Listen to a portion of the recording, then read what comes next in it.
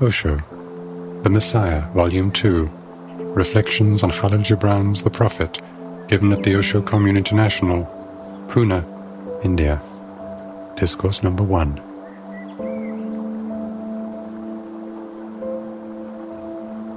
Commentaries by Bhagwan Sri Rajneesh on Khalil Gibran's The Prophet. And an orator said, "Speak to us of freedom." And he answered, "At the city gate and by your fireside, I have seen you prostrate yourself and worship your own freedom, even as slaves humble themselves before a tyrant and praise him though he slays them. I, in the grove of the temple and in the shadow of the citadel, I have seen the freest among you wear their freedom as a yoke and a handcuff, and my heart bled within me. For you can only be free when even the desire of seeking freedom becomes a harness to you, and when you cease to speak of freedom as a goal and a fulfillment. You shall be free indeed when your days are not without a care, nor your nights without a want and a grief, but rather when these things girdle your life, and yet you rise above them naked and unbound. And how shall you rise beyond your days and nights unless you break the chains which you, at the dawn of your understanding, have fastened around your noon hour? In truth, that which you call freedom is the strongest of these chains, though its links glitter in the sun and dazzle your eyes.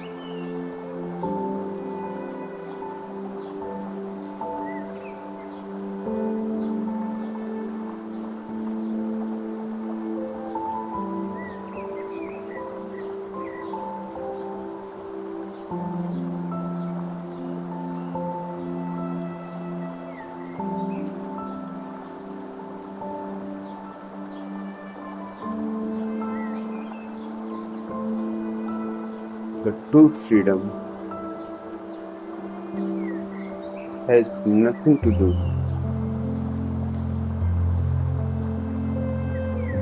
with the outside world. The true freedom is not political, is not economical, it is spiritual. Because the political freedom can be taken away at any moment. Economical freedom can disappear, just like a dewdrop in the early morning sun.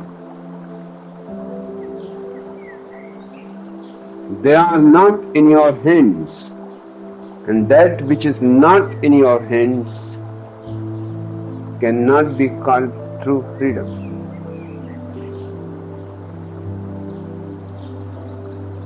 True freedom is always spiritual.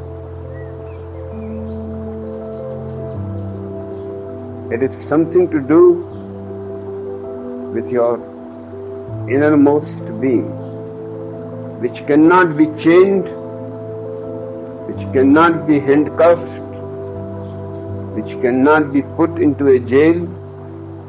Yes, your body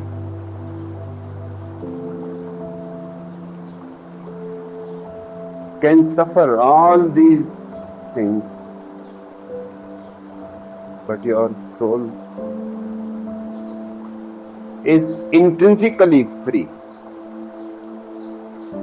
You don't have to ask for it. And you don't have to struggle for it. It is already there. This very moment, if you turn inward,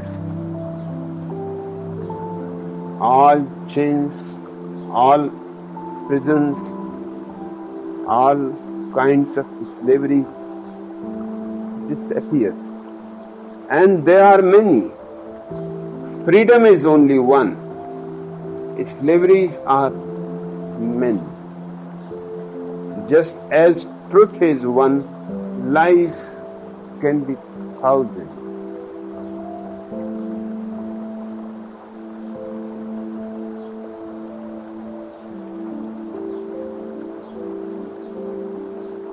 And an orator said, "Speak to us of freedom."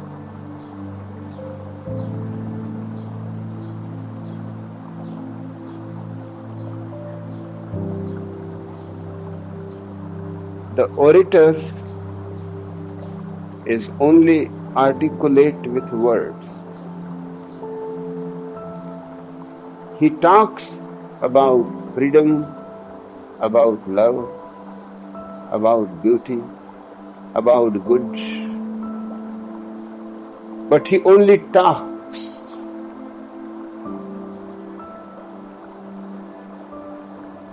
His oratory is nothing but a training of the mind.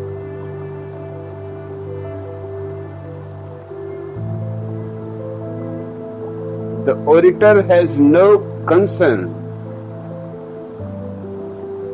with realities. His world consists only of words, which are important without any content, and his art is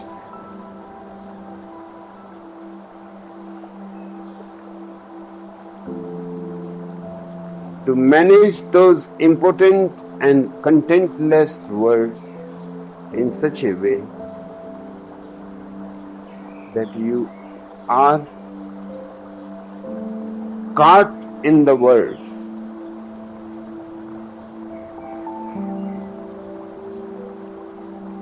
It is very relevant that an orator asked Al-Mustafa, "Speak to us of freedom."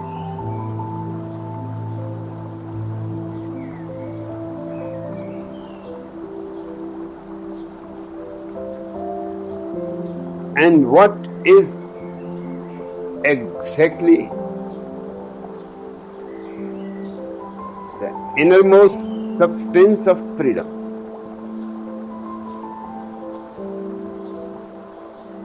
That you are free from the past, that you are free from the future. Neither you have memories binding you with the past, dragging you always backwards.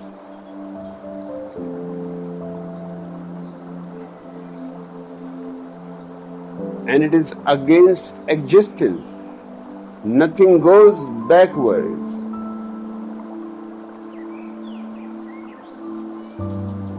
And your freedom is also imagination, desire, longing.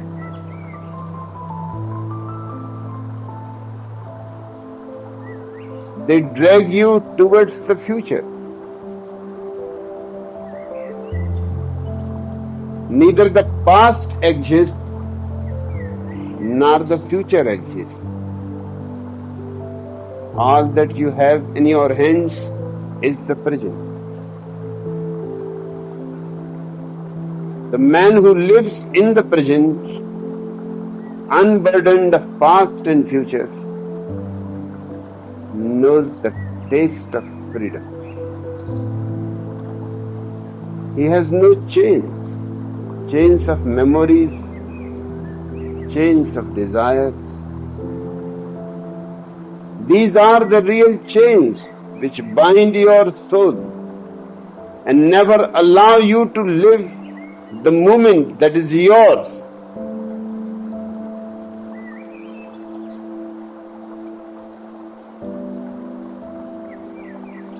As far as I am concerned, I don't see that without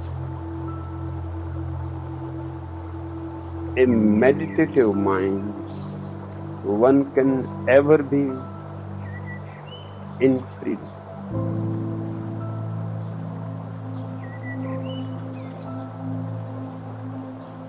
In India,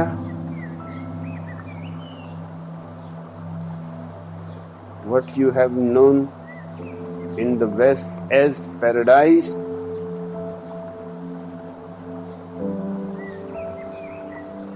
is known as moksha.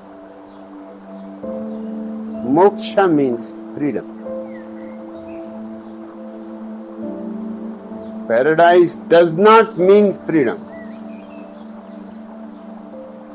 Paradise comes from a Persian root, Firdaus, which means a walled garden. But don't forget that it is a walled garden. It may be a garden, but it is a prison.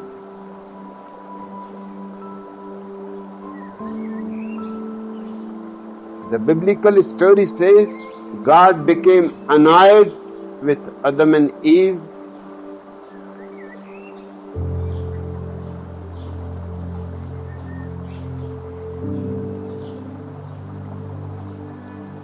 and threw them out of the Garden of Eden.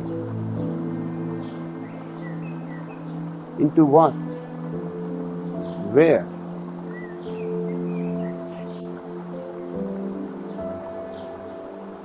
If you ask me, it was a curse hiding the greatest freedom, the greatest blessing. They were out of the prison.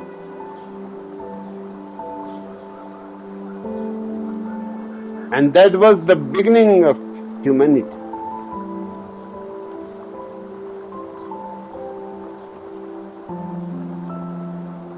Now the whole sky and the whole earth was there. And it was up to them what they make of it. It is unfortunate that they have not been able to create a free world. Each nation has again become a walled prison, not even a walled garden.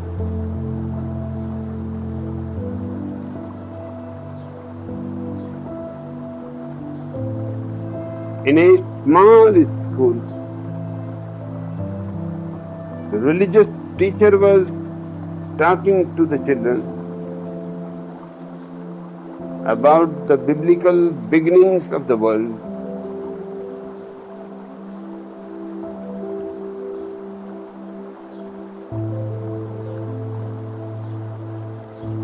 A small boy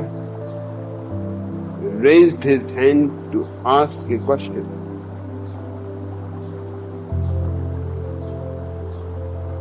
Teacher said, "What is your question?" He said, "My question is, the Bible says God drove out Adam and Eve. What model of car he had used?"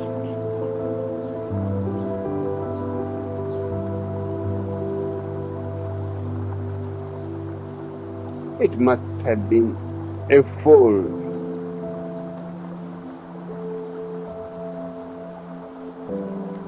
The first model, called the T model of Ford. And I think the poor God is still driving in the T model of Ford without any mechanics, because neither his son Jesus Christ is a mechanic, nor the Holy Ghost,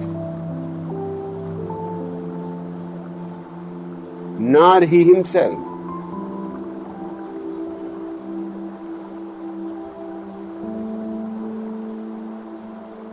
Christianity thinks that God punished man. My understanding and insight says God may have thought He is punishing them, but the reality is God is still imprisoned in a walled garden, and it was a blessing in disguise that He made man free. His intention was not good, but the result is the whole evolution of man. And if the evolution is not going fast as it should go, again the priests of God of all religions are preventing it.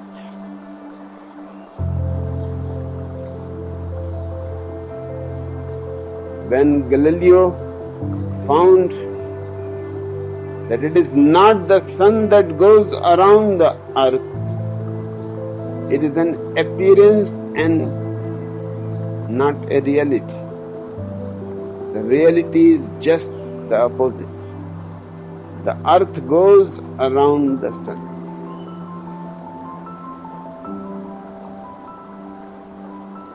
And when he wrote a treatise explaining his reasons, evidences, proofs, arguments,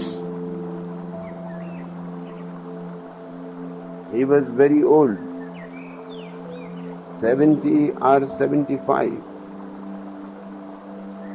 sick, bedridden, almost dying. But the Christian love is such that the people of Pope dragged him from his bed to the court of the Pope. And the Pope asked that you have committed the gravest crime. Because the Bible says, and everybody knows, that the earth goes around the sun.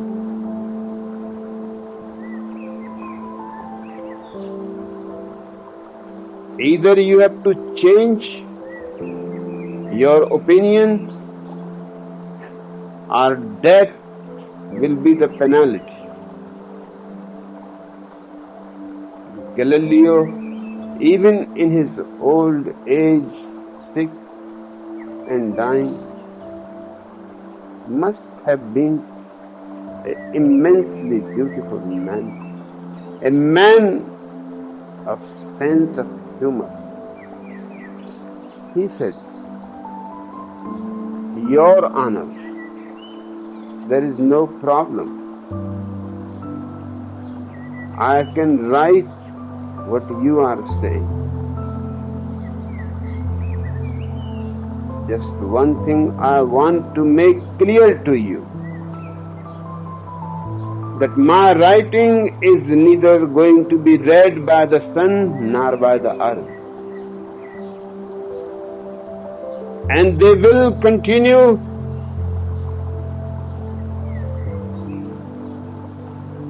in their old way, as they have always done.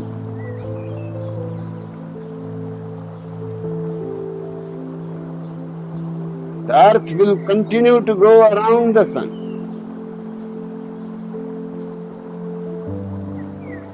My book, you can burn. I can change the paragraph." Pope said, "You change the paragraph." He changed the paragraph and wrote according to Bible and according to the Pope and according to the ordinary humanity. It appears that the sun goes around the earth.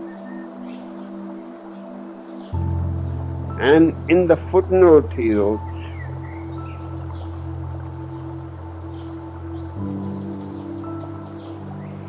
that the truth is just the opposite. I cannot help it. I cannot convince the earth to follow the Bible. And I cannot convince the sun to follow the Bible. They are not Christians.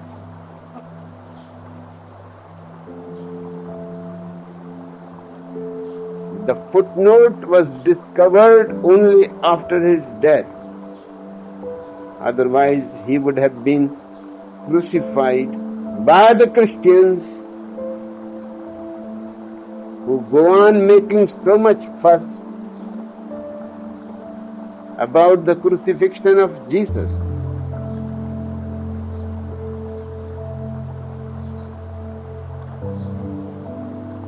I was talking to one of the most important Christian missionary, Stanley Jones.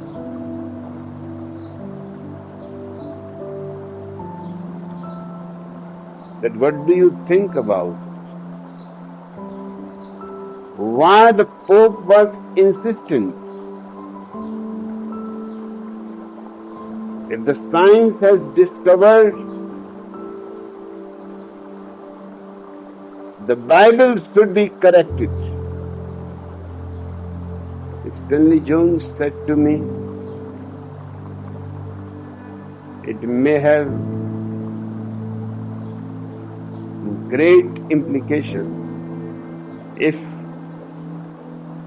one statement in the Bible is wrong, then what is the guarantee that other statements are not wrong? And the Bible is a holy book coming directly from God. Nothing can be changed in it. Nothing can be edited out. Nothing can be added into it. And in these 300 years, man has found so many things which are against the Bible.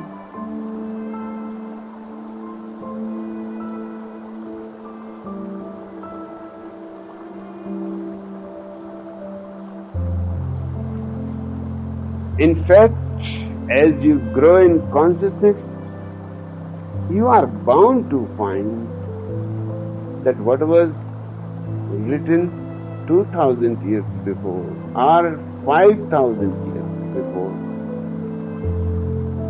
has to be continuously improved. New editions have to be produced.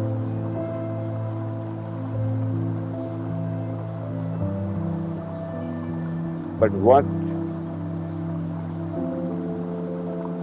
religions lack is courage. Courage to be on the side of truth. And it is not only Christians. Same is the case with Hindus, the Mohammedans, the Christians, the Jews, the Buddhists, the Jainas. There is not any difference in their mentality. A man of freedom is free of the past.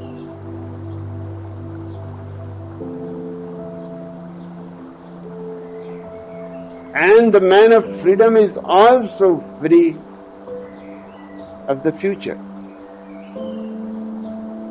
Because you don't know what is going to happen the next moment.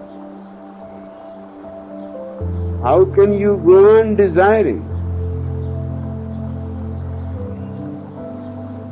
An old man was dying. Of course, he was a Jew.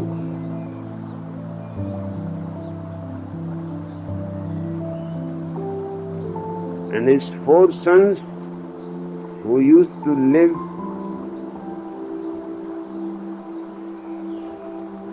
in different houses. They were immensely rich people. They rushed hearing that the father is dying. The father is dying, taking his last breath on the bed, and just sitting by the side of the bed, they started discussing about how to take his body to the graveyard. Their concern was not the father. A few minutes more and he will be gone. Forever. There is no possibility of their meeting or recognizing each other. But that was not their concern. They were concerned when he dies, how we are going to take his body. The youngest boy suggested that he always wanted to have a Rolls Royce. And he had enough money, we have enough money, there was no need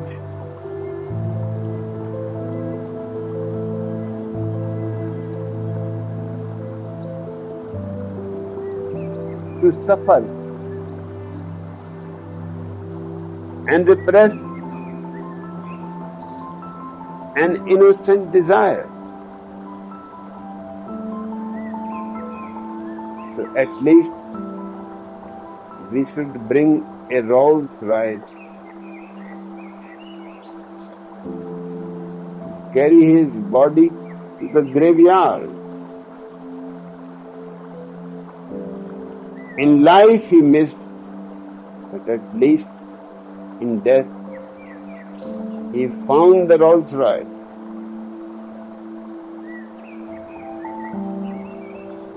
The second boy said, "You are too young and you don't understand matters concerning money. It is a sheer wastage. He is dead. Whether you take him in a Rolls Royce or in a truck does not matter to him. He will not be able to know. So why waste money?" And it was not a great money either. Just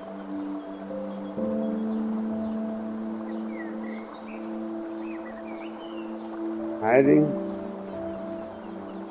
a Rolls Royce taxi. It was not a question to purchase it.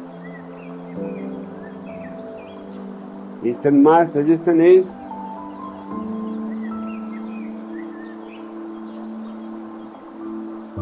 that a cheap truck will do as efficiently as any Rolls Royce. And for the dead, it makes no difference." The third boy said, "You are also still immature. Why bother about a truck? When the municipal corporation truck takes free of charge any beggar who dies, just put him out on the road.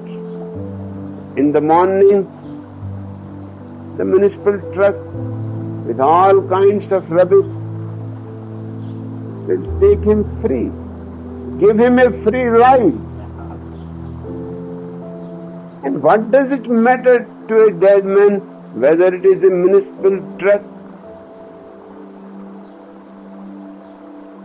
or a hired truck or a Rolls Royce?"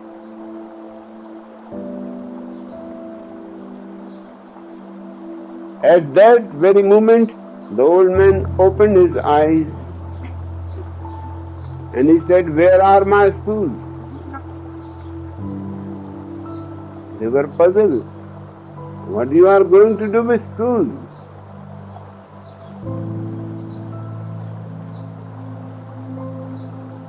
Why waste a pair of shoes? Anyway, you are going to die.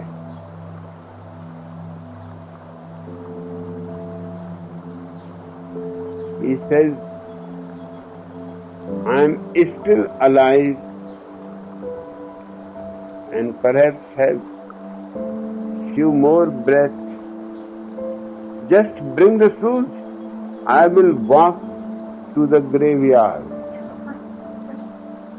That is the cheapest and the sanest way. You are all extravagant, spendthrift.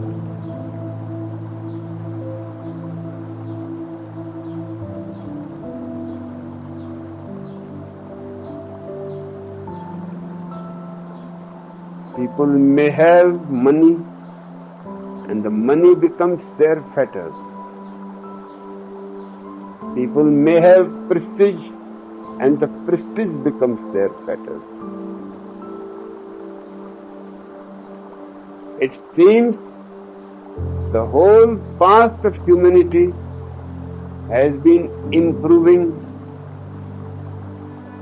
how to make better chains,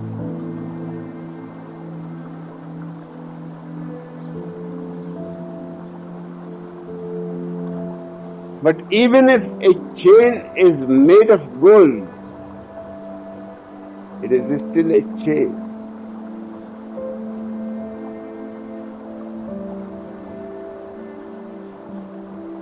Freedom is on the outside, is just the politicians' continuous deceit to the whole humanity.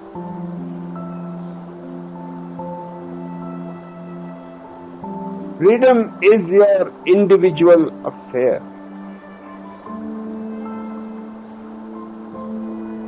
It is totally subjective.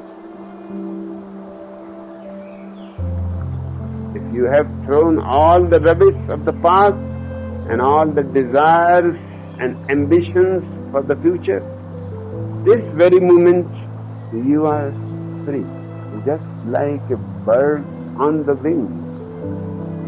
The whole sky is yours.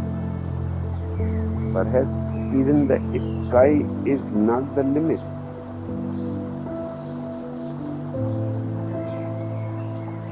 And why the orator is asking him,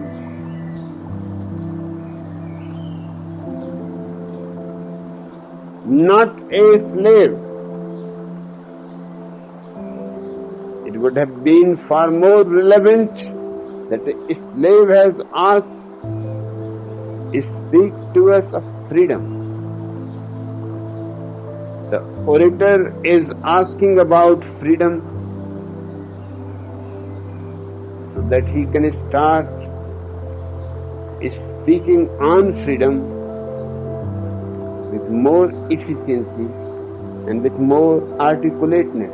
He is not interested in being free.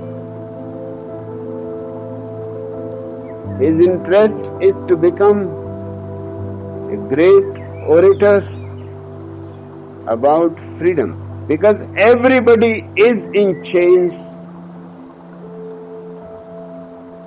of different kind and enslaved by religions, by politicians, by parents, by the society.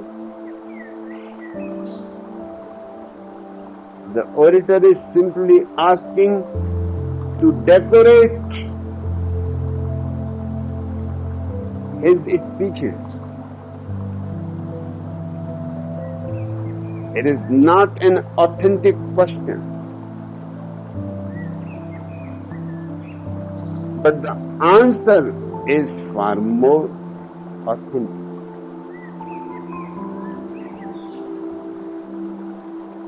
Al-Mustafa answers at the city gate, and by your fireside I have seen you prostrate yourself and worship your own freedom. What do you do when you go to a Hindu temple or a Mohammedan mosque or a Christian church or a synagogue?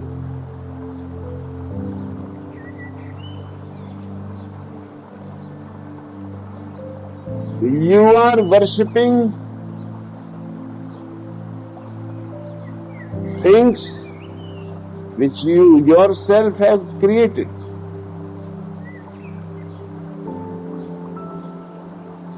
And that shows man's utter stupidity. First you carve a statue of God,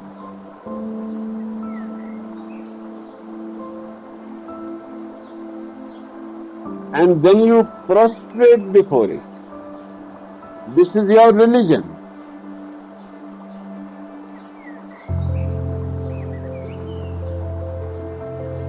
Why don't you start touching your own feet? Because there is no difference.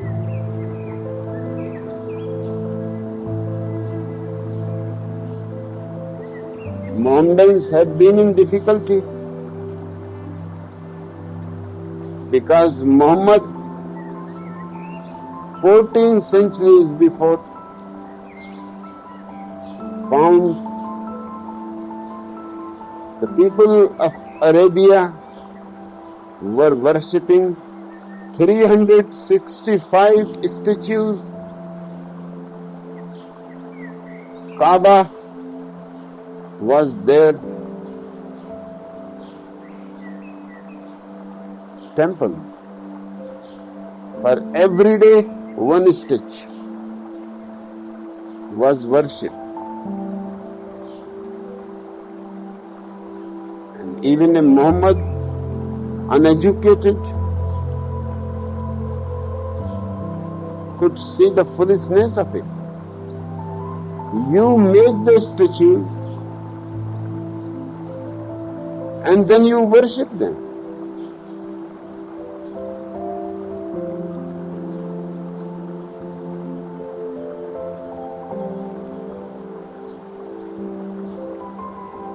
So he destroyed all those 365 statues.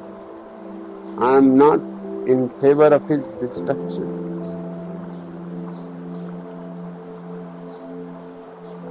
And instead,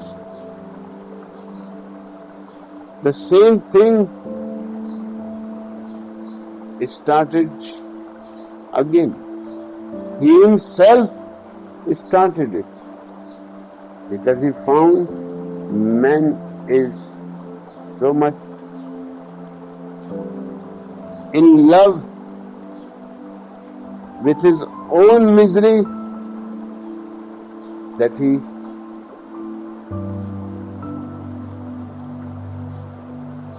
cannot understand the idea of freedom. Because to be free is to be free of misery. The same Kaaba where used to exist 365 statues also had a big square stone.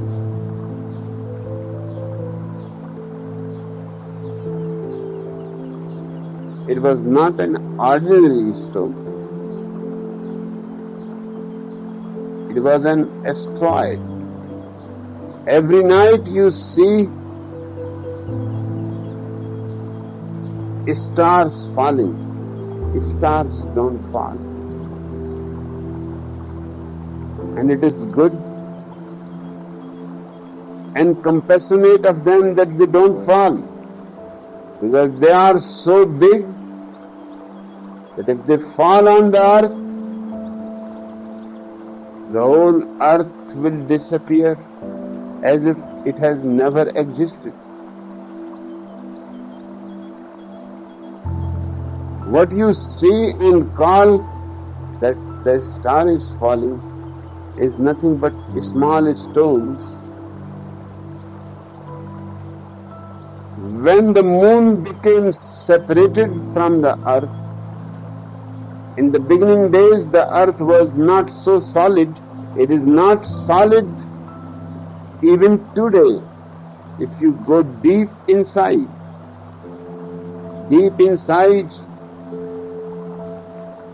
it is burning lava. Once in a while it erupts into a volcano.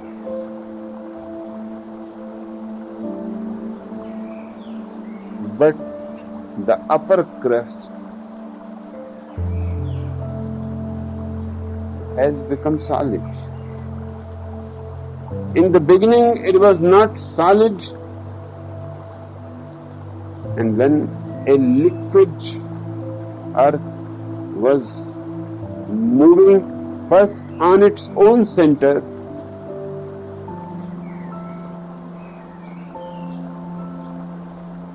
it takes 24 hours for it to move on its own center.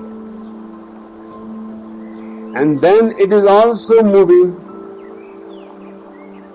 around the sun. It takes 365 days. In this double movement, and the liquid crust was falling here and there, where you find today the great oceans,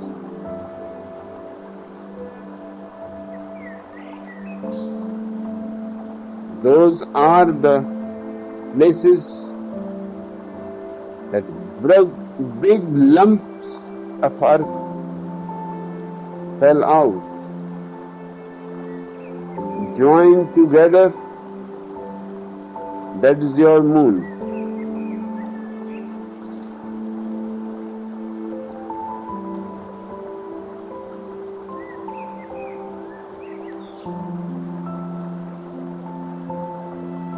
This moon continues to move around the earth.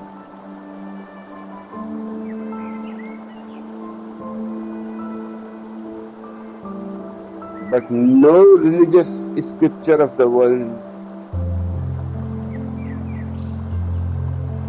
has any idea of.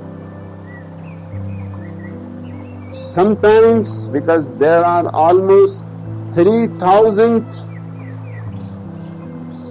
stones falling every 24 hours on the earth. In the day you cannot see, because the sun is so bright, but in the night you can see. It is the stone moving toward Earth's gravitation with such a speed that the friction makes it burn up.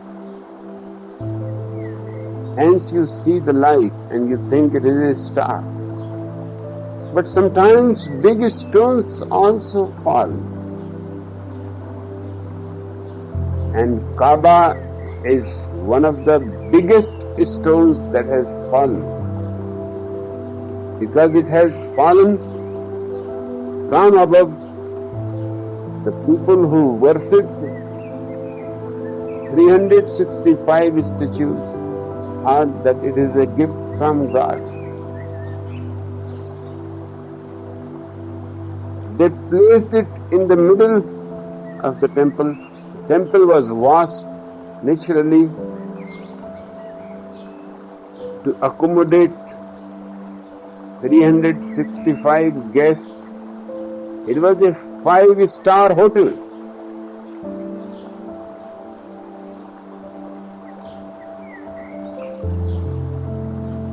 it was just a coincidence that the stone of Kaaba fell there. Muhammad destroyed all the statues, but he could not destroy men's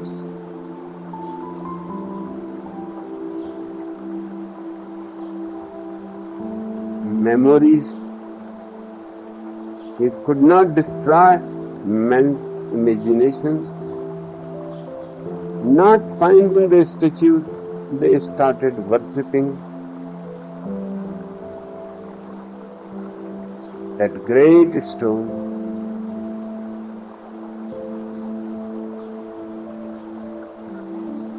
It seems that man is afraid to be free.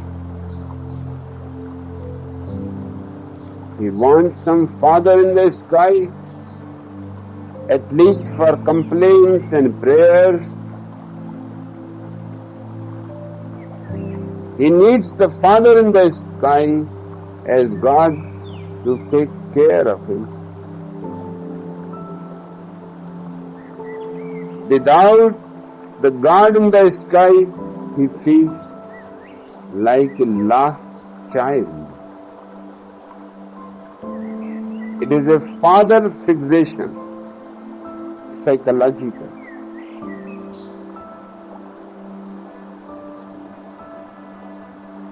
Al-Mustafa is saying, I have seen you worshipping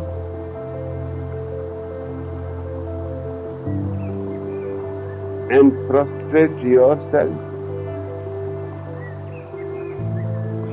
and in a certain way worship yourself in a roundabout way. The simplest would have been just put a mirror, stand before the mirror with folded hands, repeat any kind of prayer, Hebrew, Sanskrit, Arabic, Greek, Latin. Don't use the language that you know, because when you know the language, your prayer looks very ordinary. When you don't know the language, it is mystifying. Even as slaves humble themselves before a tyrant and praise him, though he slays them, your worship is just like slaves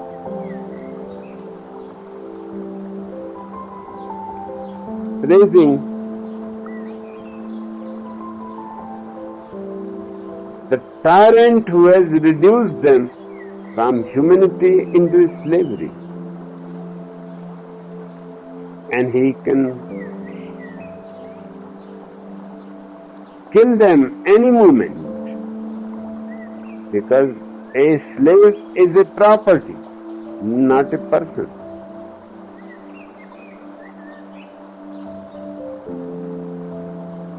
In the grove of the temple and in the shadow of the citadel, I have seen the present among you wear their freedom as a yoke and a handcuff. Thousands of years of many kinds of slavery have made you so afraid to be free, which is your birthright and which is your ultimate blissfulness.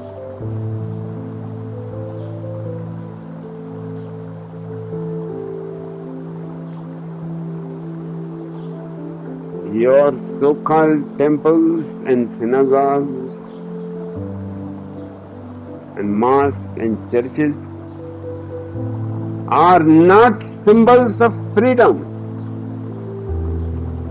They are symbols of your slavery, of your dead tyrants.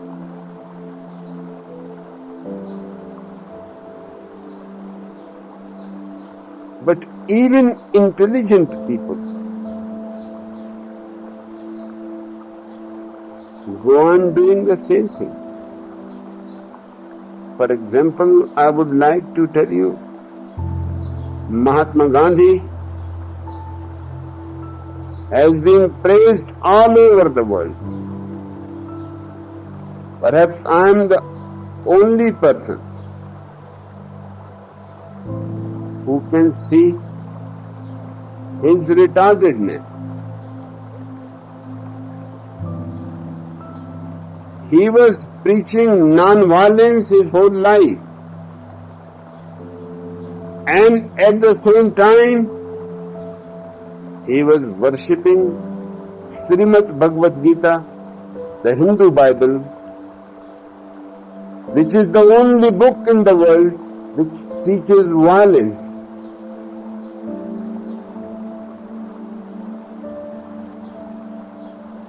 And I cannot conceive that he could not see the contradiction.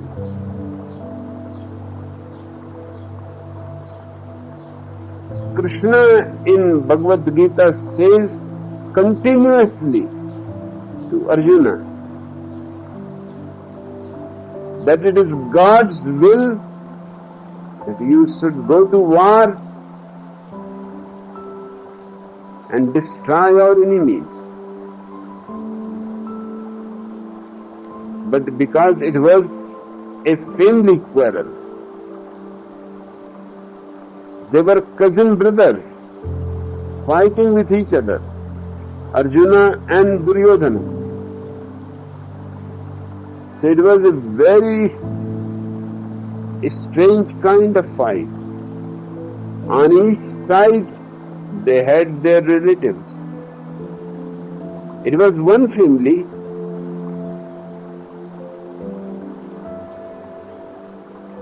Even the grandfather had to choose to be on which side. Even their master, who has taught both of them the art of archery, has to choose.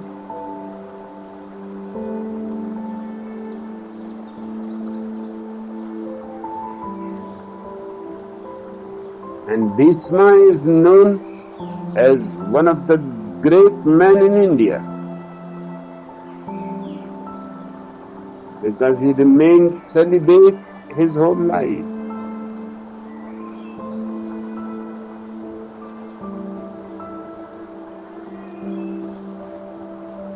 And Dronacharya, the master archer, has loved Arjuna because he had the capacity to become a master archer in his own right. But still, both of them, the wise Bhishma and the great archer Dronacharya, chose to be against Arjuna and his brothers, because they were only 5 brothers.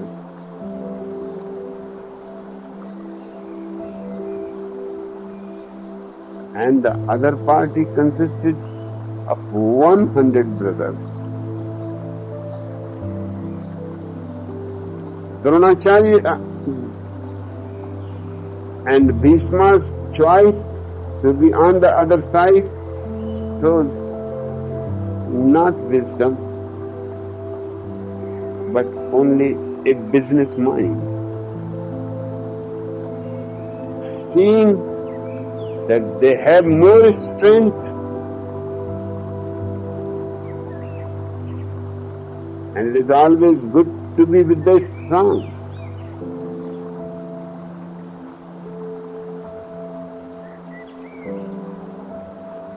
almost the whole country was divided into two parts.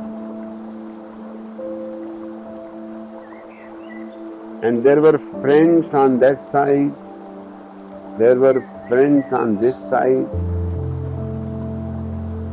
Even Krishna was in a difficulty.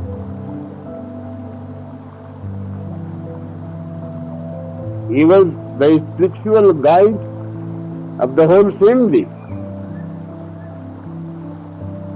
So he found a way and gave the choice to both Arjuna and Duryodhana that one can have me and the other can have my armies. You can choose. Naturally, Duryodhana chose his big army, and Arjuna chose Krishna himself to be his charioteer.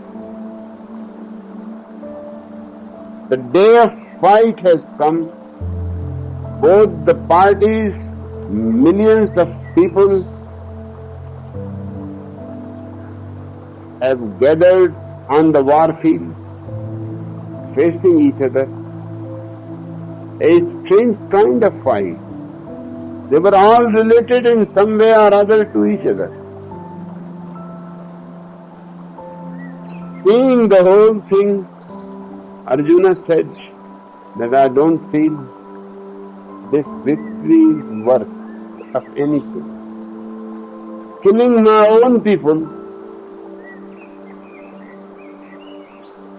because on the other side are also my own people, my grandfathers, my teachers, my friends, my relatives.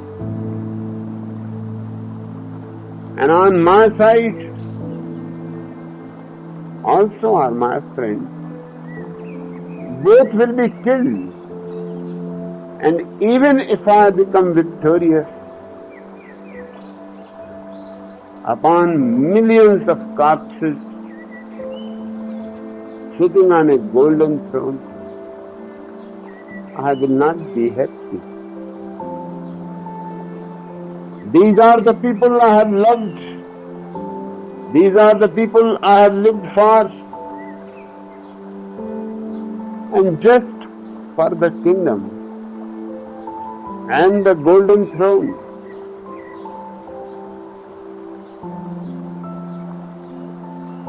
I am feeling very sad and seeing the truth with my own eyes. I want to renounce the world and become a sannyasin and go to the Himalayas. Let my cousin brothers rule, at least nobody will be harmed. How can I kill my own master who is on the other side? How can I kill my own grandfather who is on the other side?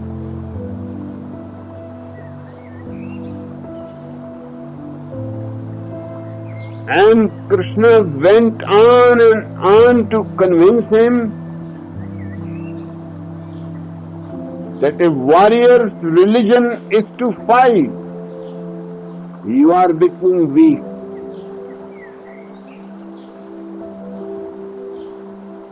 You are becoming soft. A warrior need not have any heart.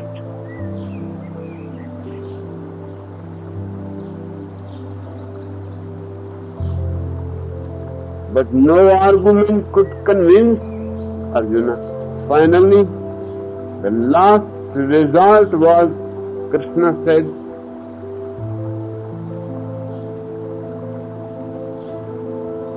it is God's will that you should participate in the war.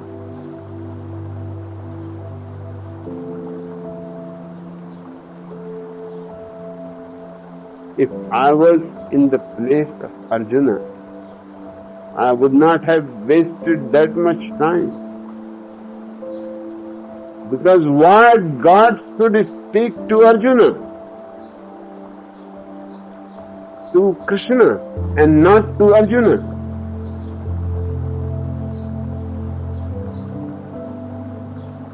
If it is his will, he should speak to me directly. Directly I am feeling that it is absolutely ridiculous and I am going to take sannyas and move to the mountains to meditate.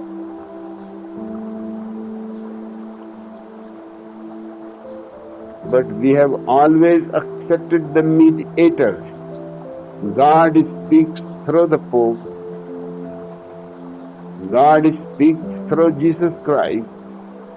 God speaks through Krishna.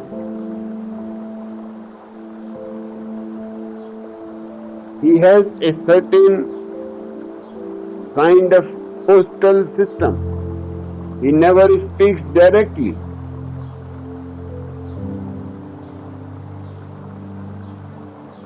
The whole book of Bhagavad Gita is full of arguments for violence, and even God is for violence. My puzzle has been that Mahatma Gandhi, teaching non-violence continuously, carried Bhagavad Gita with himself. He worshipped Bhagavad Gita. Every morning, a part of it was recited in the ashram of Mahatma Gandhi. And he never became aware of the fact that it is the only book in the world which teaches so openly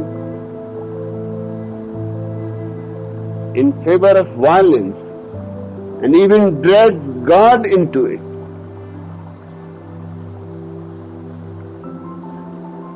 Man's blindness seems to be unlimited.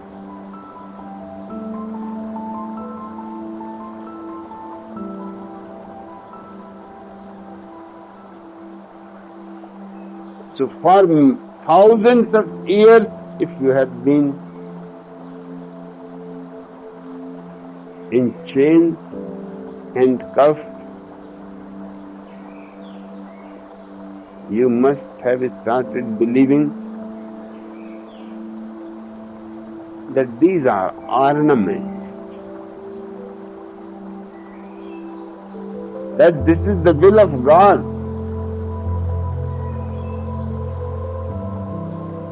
Your parents cannot be your enemies.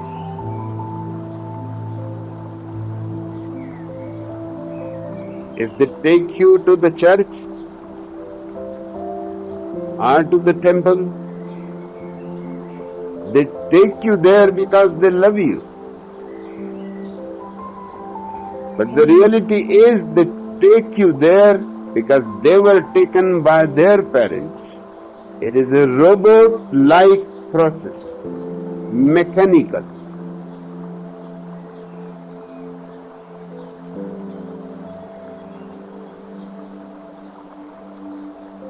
And slowly, the slavery has penetrated in your blood, in your bones, in your very marrow. So if somebody speaks against Krishna, immediately you are ready to fight with him. He has spoken against your God, who is nothing but a slavery.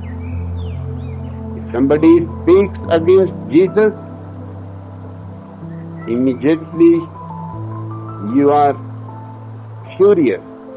He has spoken against your God, and he was speaking only against your chain. This is the reason why I have been condemned by all the countries of the world, all the religions of the world, because I am speaking against their slavery. It is polished, decorated,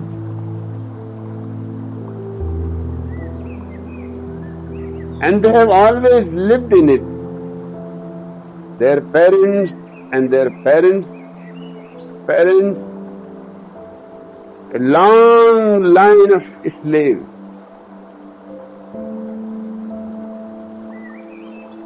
How they can drop their inheritance? You get in inheritance nothing but slavery.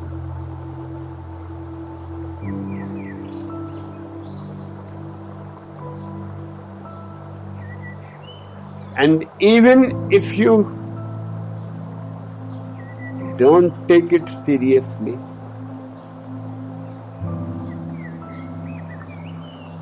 still it is serious. I have heard 3 rabbis were talking about their synagogues. The first rabbi said, my synagogue is the most advanced because in my synagogue, while I am delivering the sermon, people are allowed to smoke, gossip, talk. I have given them total freedom. The other 2 rabbis laughed. The second one said, this you call advancement? Come to my synagogue. I have given them freedom to drink alcohol,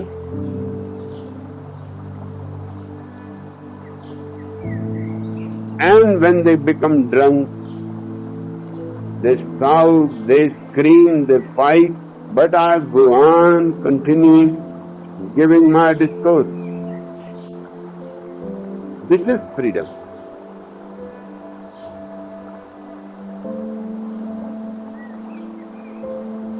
In a synagogue, women and men cannot sit together. There is a curtain between them.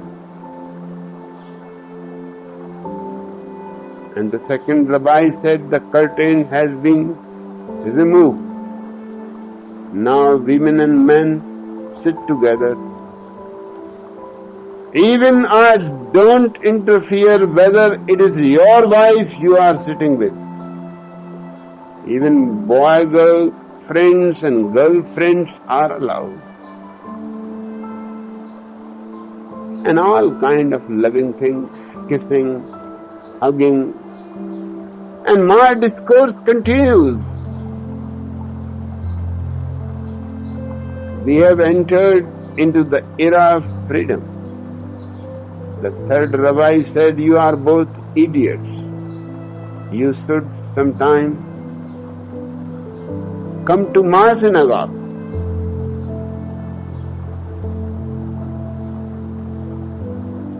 I have placed a block, a board in front of the synagogue that on every Jewish holiday the synagogue will remain closed. This is freedom. Why waste people's time? At least on a holiday, let them have all kinds of entertainment available to them. But these are not freedom. They are all still Jews.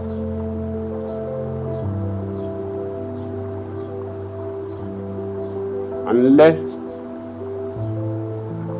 you drop your Jewishness, your Hinduism, your Jainism, your Mohammedanism, unless you are completely clean of the past, unless you are no more dominated by the dead, and no more enchanted by the unpredictable future. You are not free. Freedom is here and now. Neither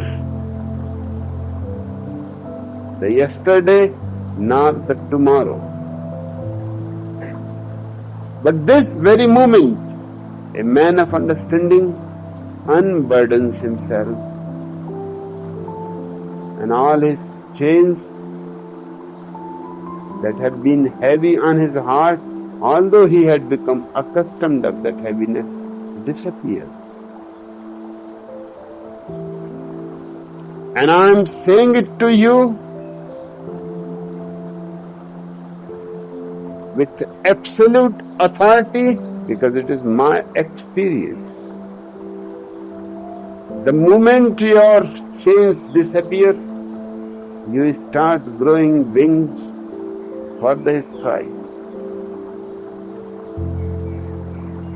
Then the whole sky full of stars is yours.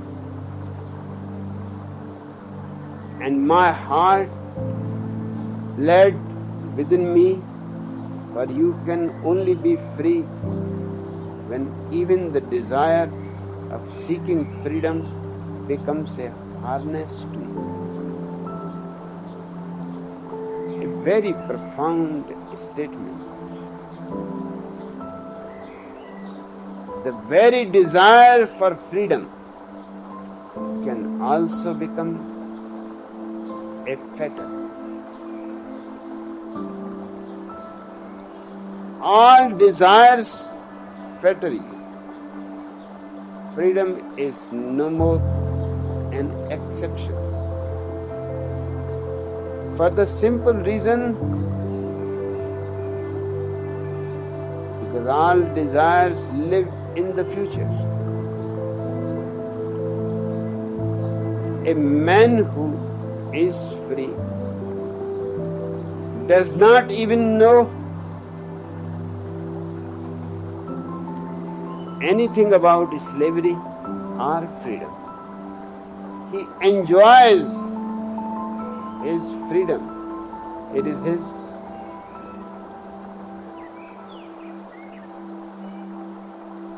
very quality of being. And my heart bled within me. For you can only be free when even the desire of seeking freedom becomes a harness to you. And when you cease to speak of freedom as a goal and a fulfillment. All goals are bound to be in the future. And all desires for fulfillment in the future are nothing but a cover-up of your misery in the present. Your tomorrows go on giving you promises that it is only one day, it will pass.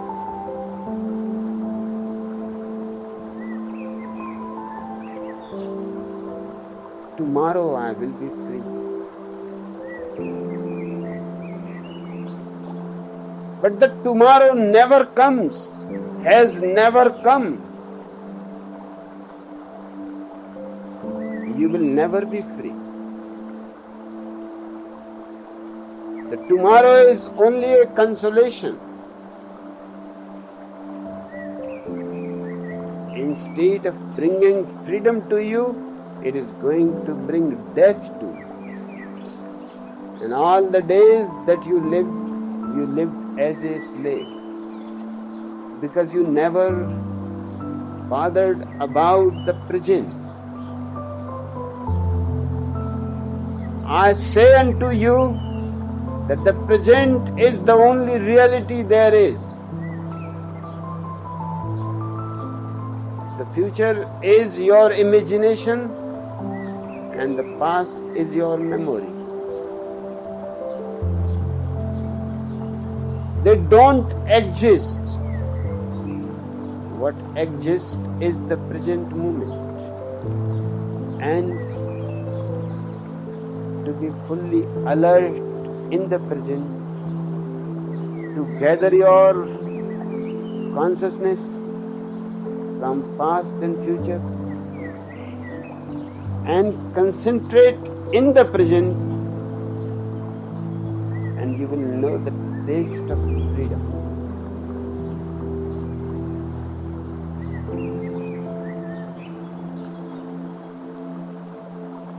You shall be free indeed when your days are not without a care, nor your nights without a want and a grief.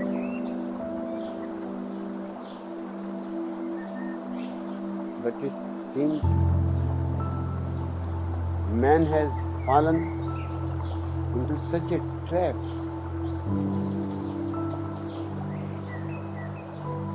He is not even so free as the birds of the sky or the wild animals of the forest.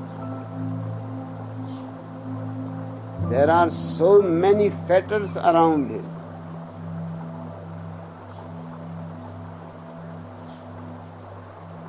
And he has accepted them.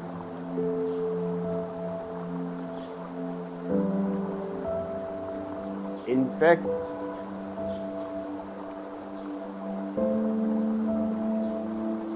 what is your care right now? What is your anxiety right now?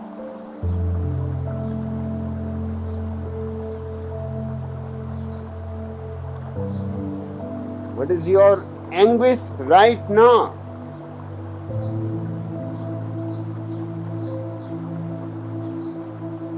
In this silence,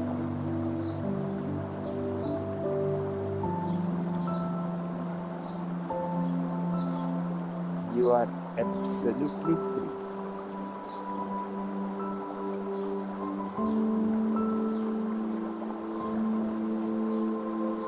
And when your days are free of care, your nights are bound to be without grief.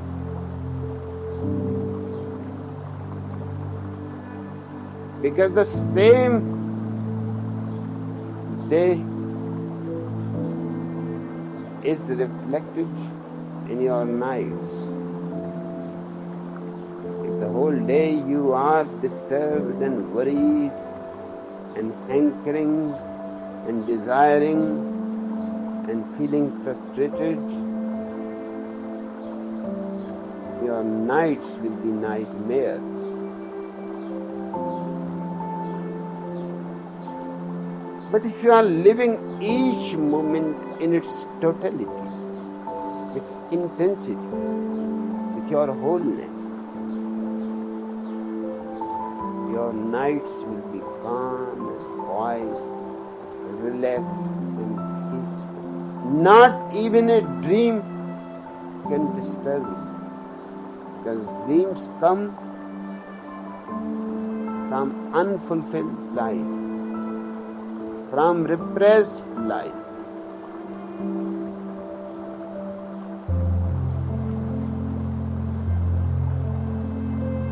The Western psychology has missed the point completely. Particularly psychoanalysis. It goes on analyzing your dreams without bothering about the source. The source is in your waking hours. But you are so fettered, so imprisoned in your religion, in your morality, in your etiquette, in your manners, that you cannot live. All these unlived moments will return to you when you are asleep. Because anything unlived slips into your unconscious.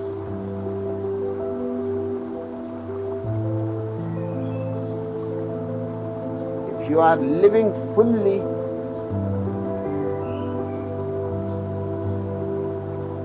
Bride would have been very much surprised to know if he had come to the east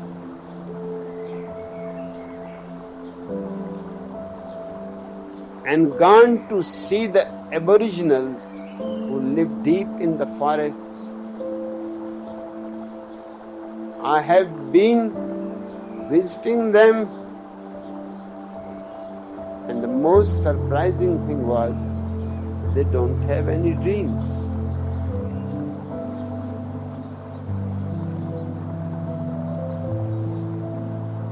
They know the real depth and the relaxation of life.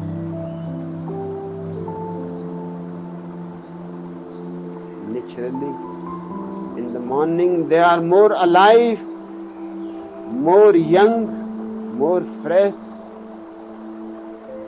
to face the day and to live it again too.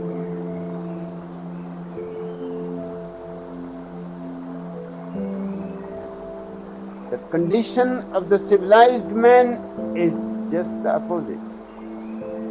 He does not only dream in the night, anytime sit in your chair, relax and close your eyes, and some dream starts floating.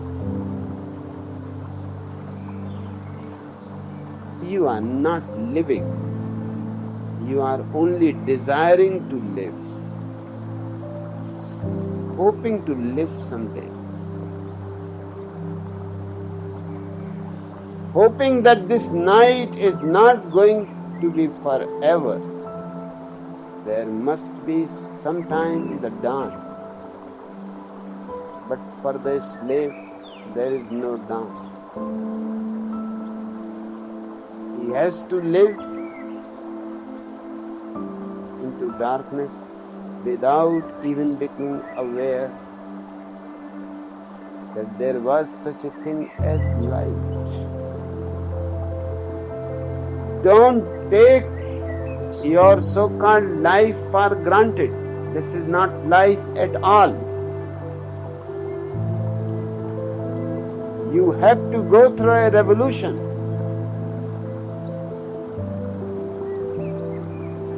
And that revolution has nothing to do with any politics, with any economics. It has to do something with your spirituality and an awareness.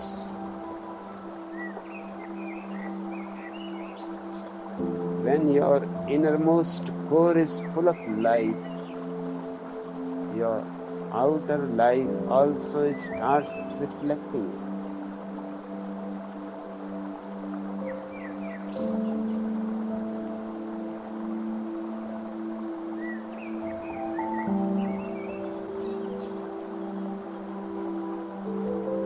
You shall be free indeed when your days are not without a care, nor your nights without a want and a grief, but rather when these things girdle your life and yet you rise above them naked and unbound, because they are old and old companions to you. They will again and again try to make you unfree. But you should be aware always to transcend them. You should watch them coming and say to them goodbye forever. That's, to me, the essential meaning of sannyas.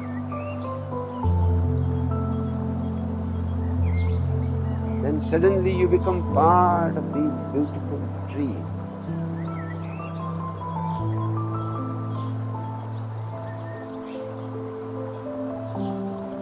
With beautiful roses. great star. They are all free. Except men, there exists no slavery in the world.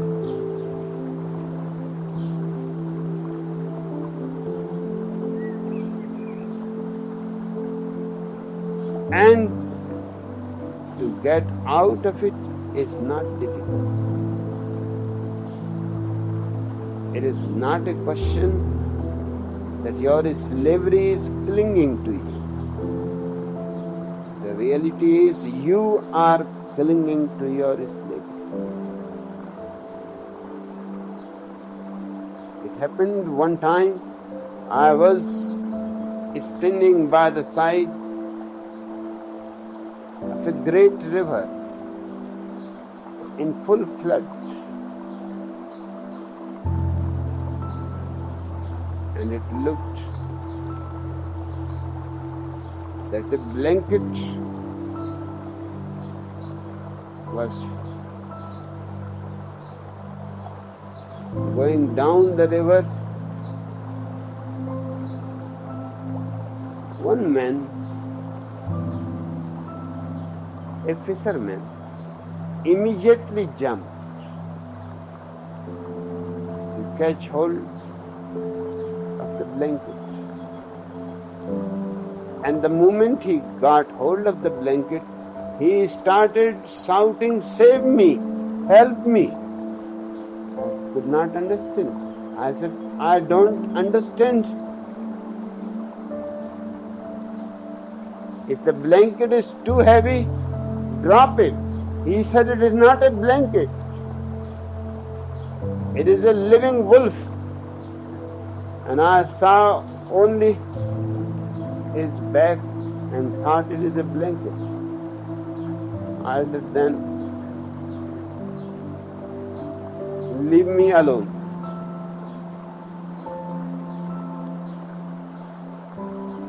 But your situation about your slavery is not that of the fisherman. It is not.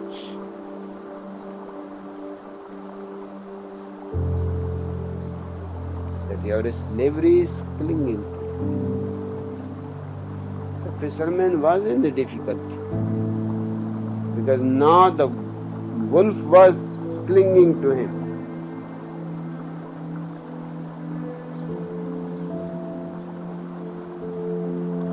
Your chains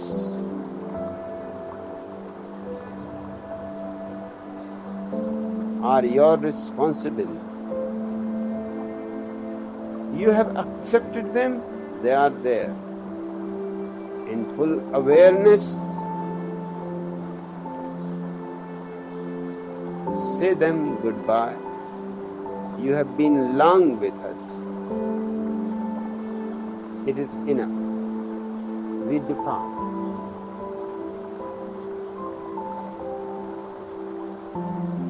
A simple awareness is needed to bring freedom to you.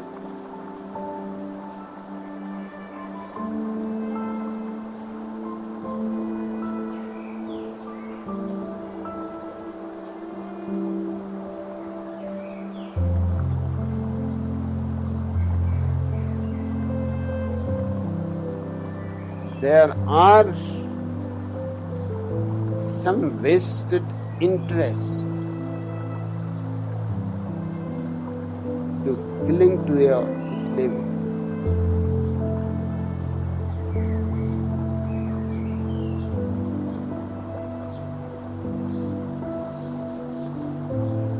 I was a teacher in the university.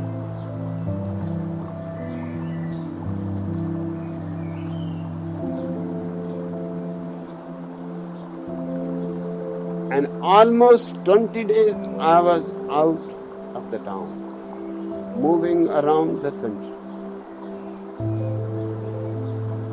That much leave is not possible. Although within 10 days, every month, I was completing the course of the students.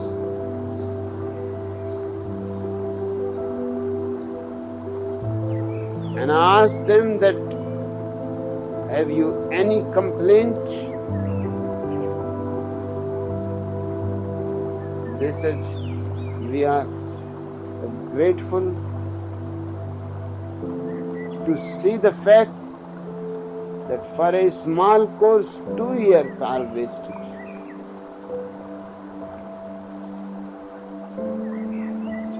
Not more than 6 months are needed.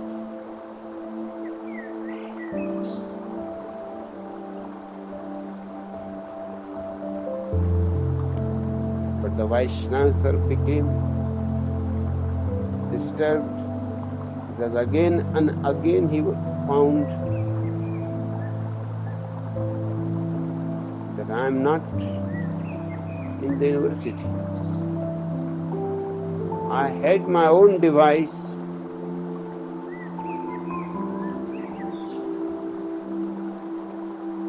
There were beautiful trees,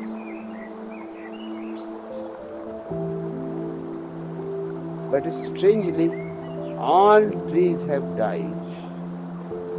There was only one tree which was still green and with shadow.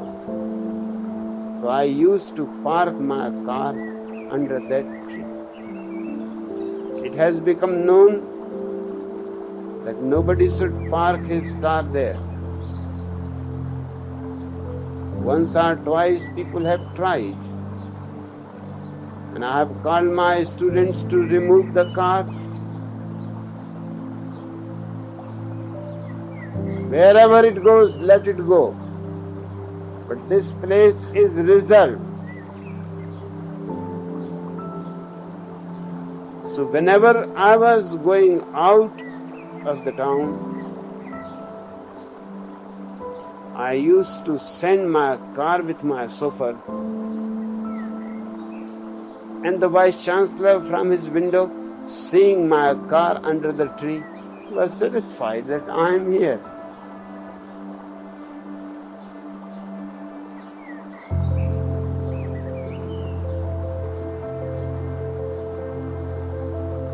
One day he was taking a round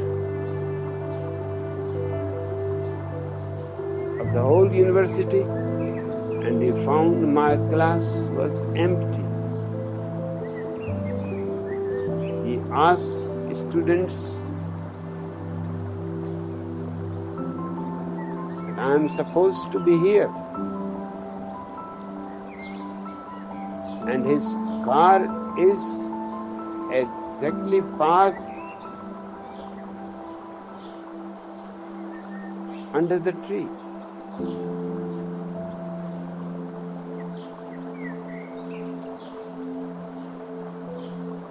And I have been always suspicious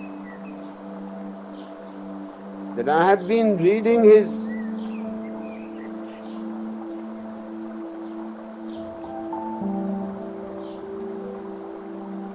discourses, sometimes in Calcutta, sometimes in Amritsar, sometimes in Madras, and I was always puzzled. His car is there,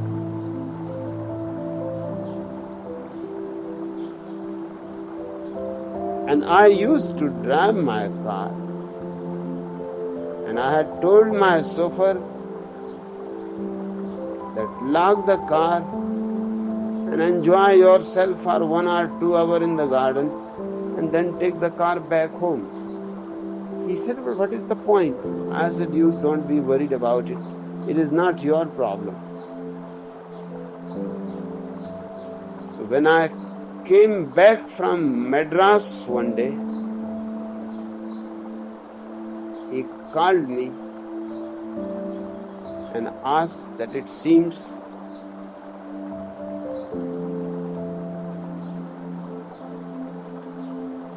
you are a master of yourself. You never ask for leave. You never even inform.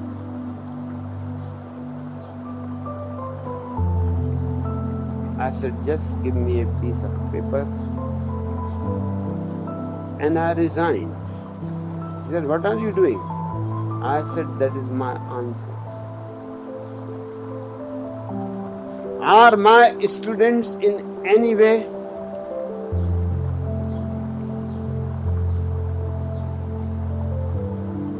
suffering from my absence? Have they said to you that their courses are not completed? It is sheer nonsense to waste their 2 years. My job is to teach them their full course. It does not matter in how many days I do it.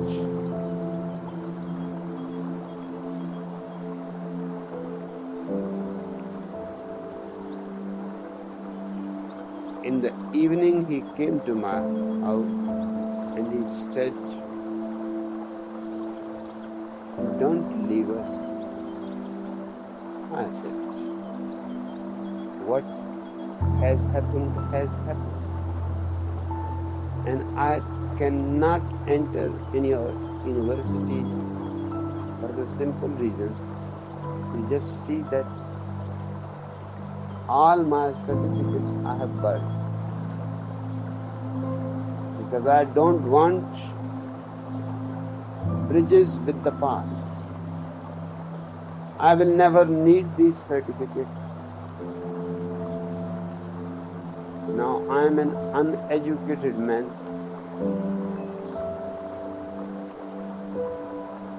He said, I will not say to anybody.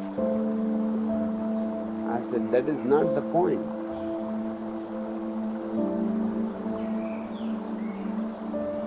I really wanted to resign. I was simply waiting that it should come from you, not from me.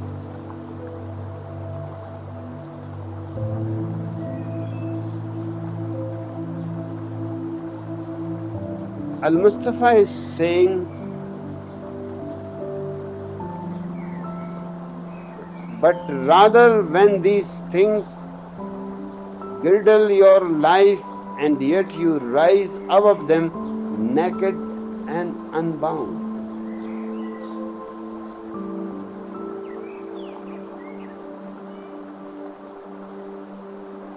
My father was worried, my friends were worried, my students came that please take your resignation back. I said that is impossible.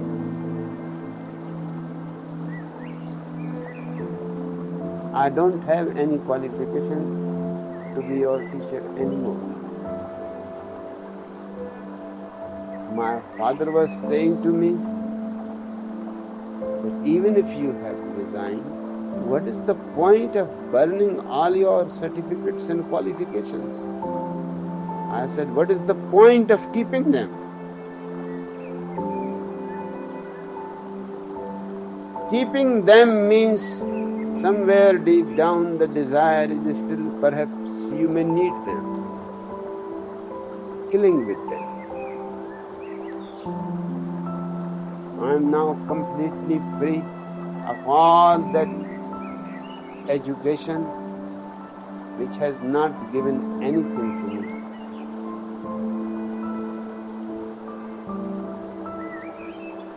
And I don't want to carry those wounds. They are not certificates. Always with me. After 2 years, the Vice Chancellor asked me, at least once in a while you can come to address the whole university.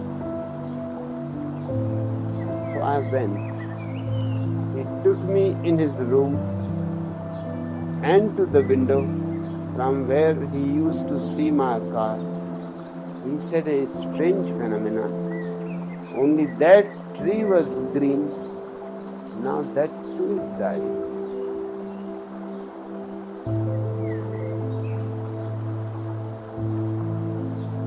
I said, life is mysterious. Perhaps the tree has fallen in love with me. Perhaps the tree was living just for me. Because for 9 years continuously, my car was waiting under the tree. And I had become very friendly with the tree. It was not only a question of parking the car under it. I always thanked the tree. Once in a while, when my chauffeur was with me, sitting at the back, he will say, "You are really crazy." Thanking the tree. I said, the tree is so loving. All the trees in the line, it is a very beautiful tree, gulmohar, with red flowers. When it comes spring, you can rarely see the leaf. There are so many flowers. The whole tree becomes red.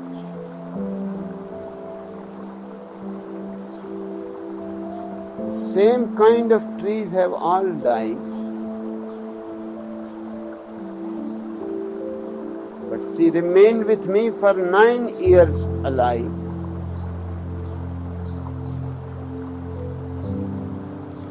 Still somebody else parks his car there. But perhaps he has not even bothered to thank the tree. He has not shown his gratitude to the tree. The moment you are free of past and future,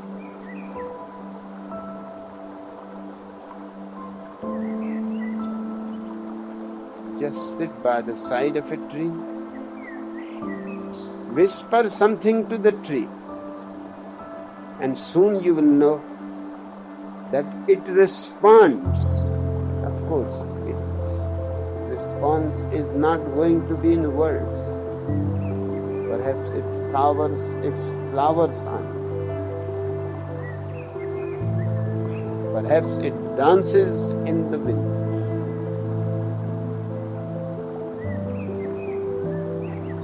And if you are sitting too close, your back touching the tree, you will start feeling a certain new sensation that you have never felt. The tree is vibrating with love for you. This whole existence is full of love, full of freedom, except the miserable man. And nobody is responsible for it except you.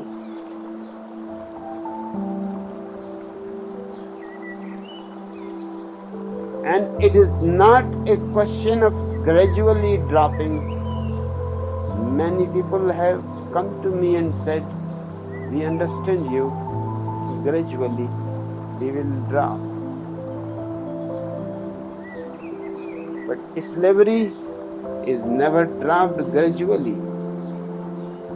Either you have understood and you are free, or you have not understood and just pretending to be understanding.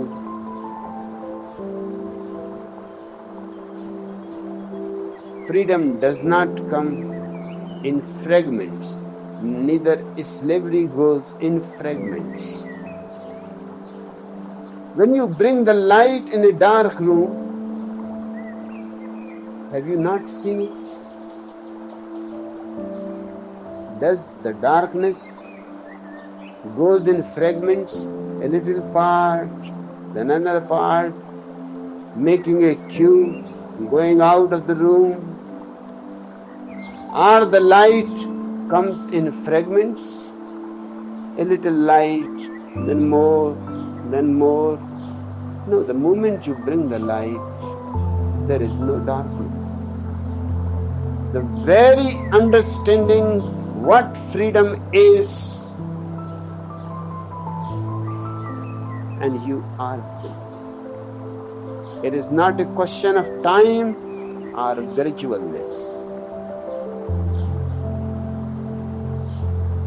And how shall you rise beyond your days and nights unless you break the chains which you at the dawn of your understanding have fastened around your noon hour?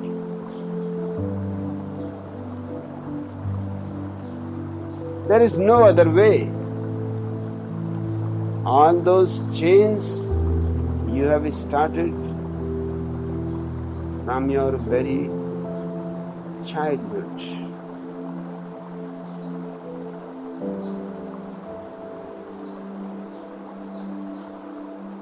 Perhaps in the name of obedience, in the name of your love for your parents, in the name of trust in your priest, in the name of respect for your teachers, good name. Always remember to remove the label and see what is the content inside.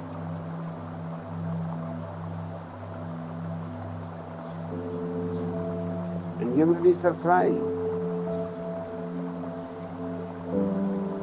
Slavery is being sold to every child in beautiful name.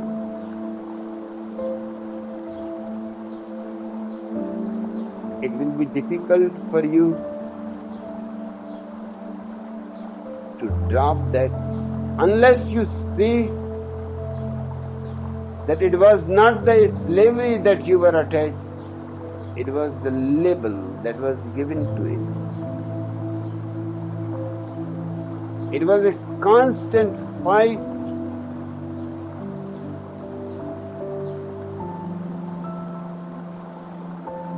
with my father. He was a loving man, very understanding, but still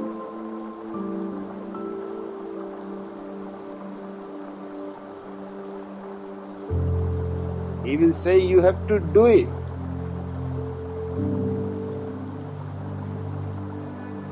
And my response has always been, you cannot say this to me, you have to do it. You can suggest that if you like, you can do it. If you don't like, you are free. It has to be basically my decision, not yours.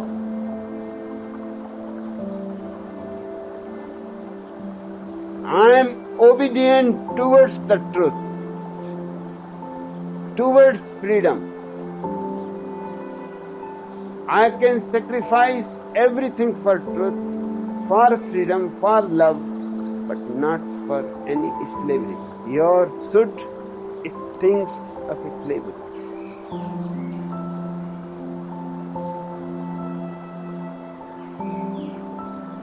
Soon he understood that I don't belong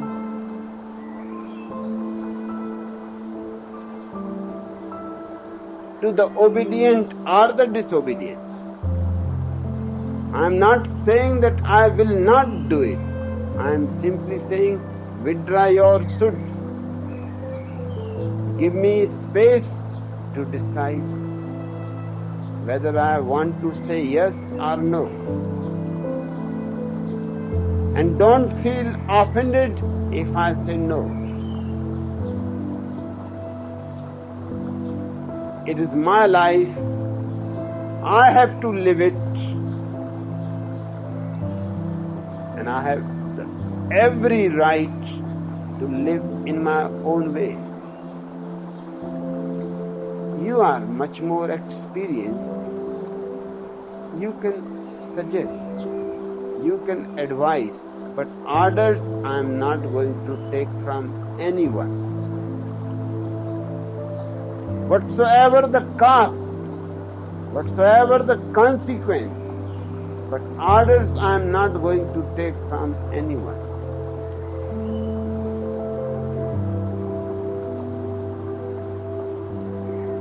And slowly, he dropped his suit. He started saying, there is this problem. If you feel right, you can help me. If you don't feel like helping, it is your decision.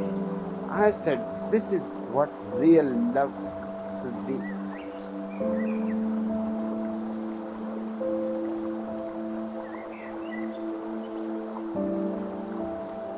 In truth, that which you call freedom is the strongest of these chains. Though its links glitter in the sun and dazzle your eyes. What you call freedom? Mostly the political, the economical, the outside freedom, which is not in your hands, which has been given to you. It can be taken away. Only that which has grown within you cannot be taken away from you.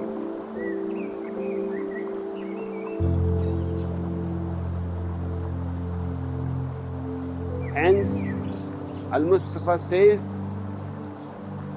in truth, that which you call freedom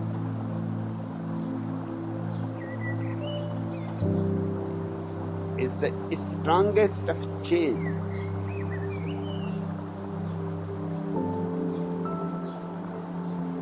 Though its links glitter in the sun and dazzle your eyes. It happened in Uruguay. The president has been reading my books, listening to my tapes, and he was very happy to welcome me to become a permanent resident in Uruguay.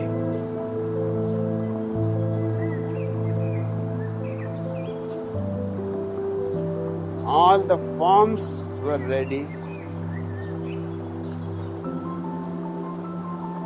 He had given me 1 year's permanent residence card.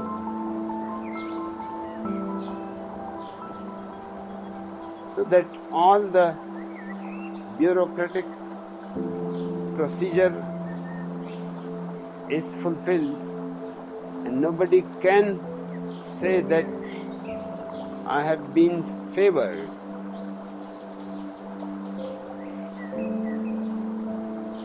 And he said, then I will like to give you 3 years permanent residence, which will turn automatically into your citizen.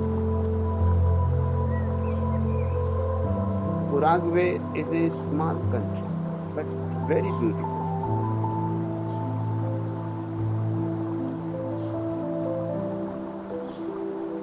And I asked him, why you are interested in me? Because all the governments are passing orders that I should not enter in their country. Not only that, my aeroplane cannot land on their airports.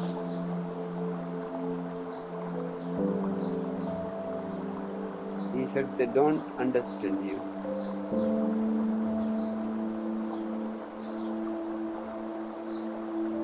The day he was going to sign it, the American ambassador was continuously watching, and the American government dogs of CIA, FBI, they were following me everywhere. Their plane was either ahead of me or behind of me. When they saw that he is going to sign for a permanent residency, which will turn automatically into citizenship, immediately they informed Ronald Reagan. He phoned the president of Uruguay and said that my message is not big, it is small. Either force Bhagwan to be deported within 36 hours from your country, or I will cancel all the loans for the future we have agreed, which counted to billions of dollars.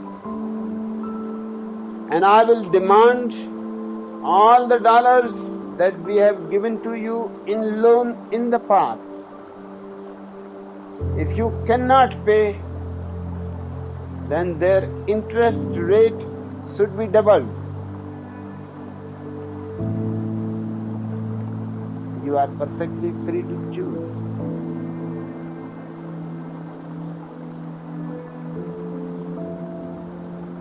And I have never seen such a soft-hearted person.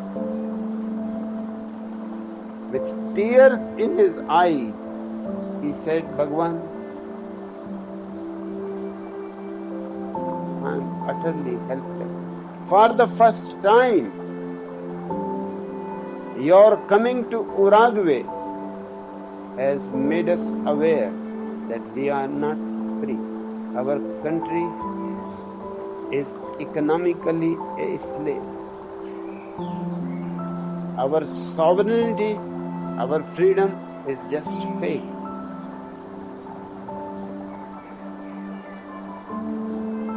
These are the alternatives given to me. I asked him that what is the need of deporting? I can simply ask him to leave. Because for deportation,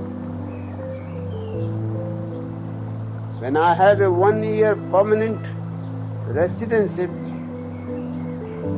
you have to commit a heinous crime like murder. Then only you can be deported. But Ronald Reagan insisted. I have said what I wanted to say. He has to be deported.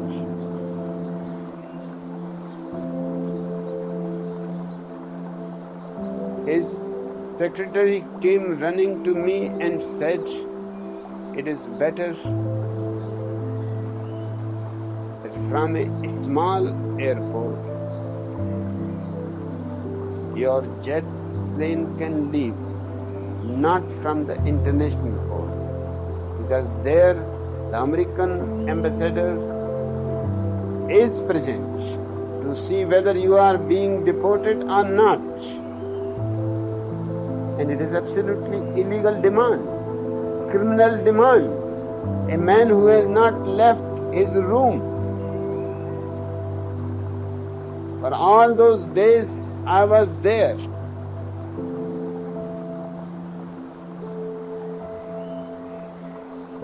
On what grounds you can deport me? He said, there is no question of demand. No question of any law. It seems for you, law does not exist.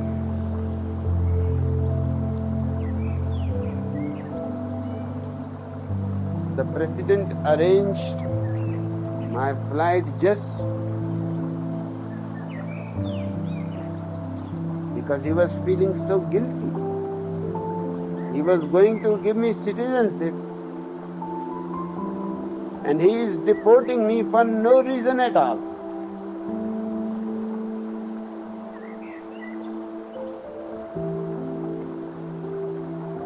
But those American government dogs, seeing that my jet plane has moved from the international airport where it can go, they immediately came to the small airport and forced the president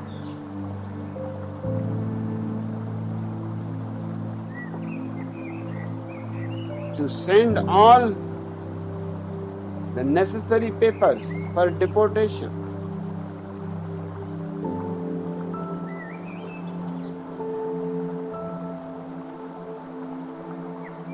I was delayed 2 hours. The papers has to come, they had to be filled that I am deported. My passport has to be sealed that I am deported. My passport is really a historical thing.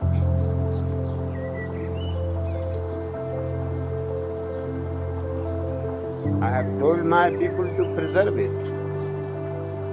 21st century is coming, and exactly 21 countries have deported me without any reason.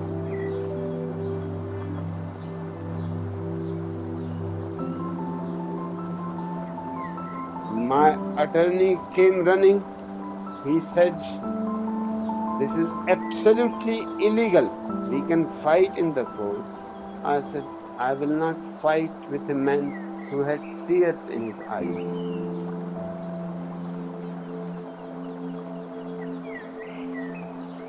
And felt so wounded, so humiliated, because we cannot pay the debt and we cannot afford the rejection of future loans.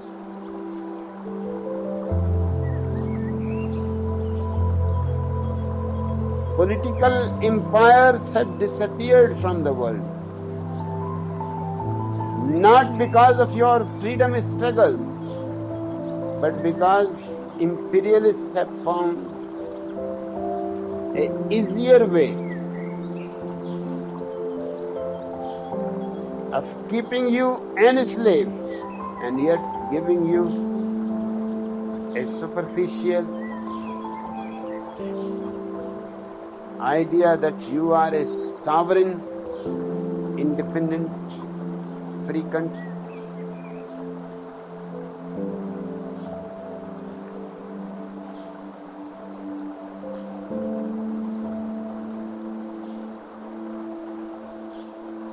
All these people use very beautiful words. They are helping. First, the poor countries used to be called just 3 years before undeveloped countries.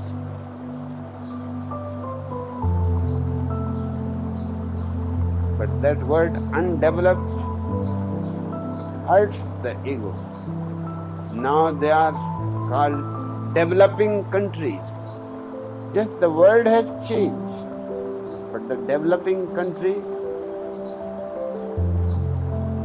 hides the wound. And they are all economically enslaved. A man's life is small. Don't waste into any other kind of freedom.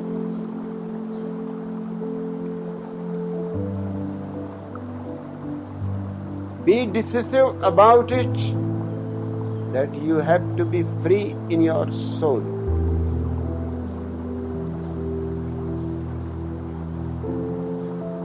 Because that is the only freedom there is.